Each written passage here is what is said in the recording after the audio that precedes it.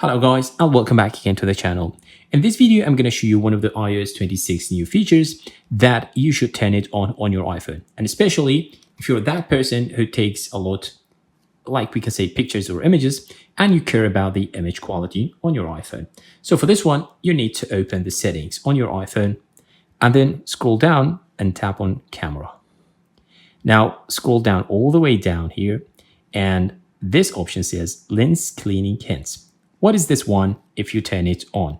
Now toggle it on, and next time it displays the suggestions when the camera lens should be cleaned to improve image quality. So next time when you want to take a picture and one of the lenses is not, we can say clean, you'll get a suggestion that tells you to clean it first and then to take the photo, or we can say the image. Why is that? Because of getting the image quality the right way that you want. So for the next time, try to have this option enabled from the settings and don't care about the image quality when you take a picture. I hope you liked it. Share with your friends and see you in the next one.